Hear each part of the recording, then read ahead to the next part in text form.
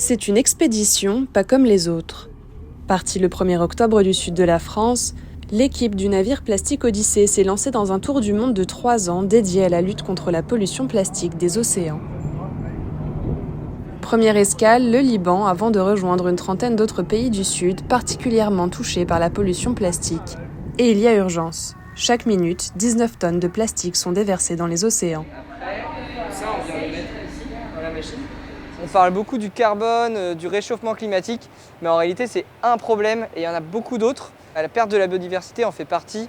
C'est un problème majeur auquel on ne fait pas encore suffisamment attention.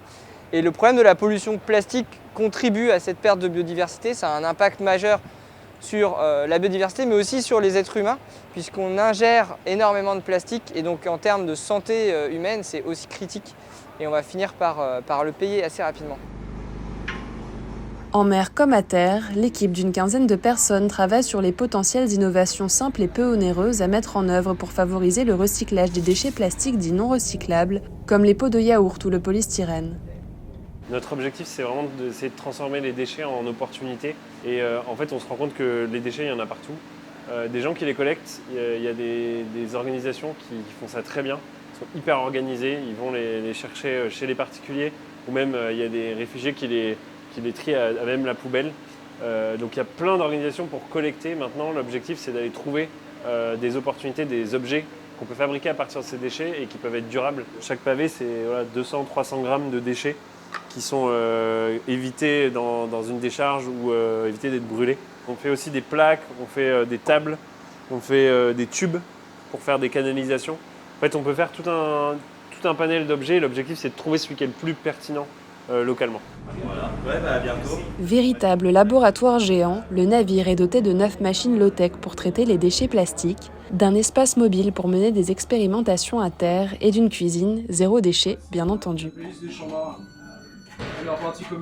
Ce qui fait la force du projet, c'est aussi le Plastic Odyssey Lab, un programme dédié aux entrepreneurs souhaitant lancer ou faire évoluer leur entreprise de recyclage plastique.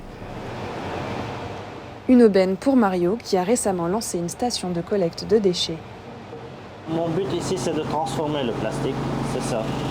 Et ils m'ont donné une très belle idée pour faire les pavés et on travaille sur ça. Il y a un très grand manque de sensibilisation pour les gens à propos du plastique et des déchets. Il y a des petites entreprises personnelles qui font le recyclage, mais il n'y a rien gouvernemental. L'objectif du Plastic Odyssey Lab, apporter une opportunité professionnelle tout en valorisant le plastique avant qu'il n'arrive dans la mer et ne finisse en microplastique irrécupérable. Un combat auquel contribue Fieras au travers de son entreprise de recyclage. Dans les années prochaines, on peut développer la production du plastique, peut-être de les transformer en des plaquettes ou des granules ou des pâtes à modeler pour la production des produits en plastique. La crise a peut-être commencé d'éduquer le peuple libanais à être plus proche de la nature, de se bénéficier de la nature. Et j'ai bien aimé le thème du Plastic Odyssey, du déchet à l'objet. Donc c'est un appel à tous les Libanais de tourner nos déchets en objets, donc d'avoir de valeur ajoutée. Lancée l'année dernière, son entreprise emploie déjà 7 personnes. Preuve qu'en temps de crise économique, l'écologie peut être une source d'emploi tout en protégeant la planète.